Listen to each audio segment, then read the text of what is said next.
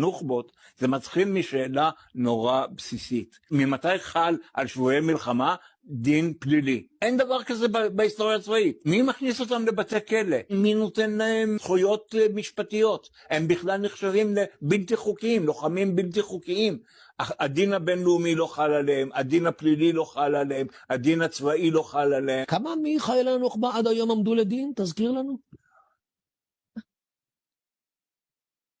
0.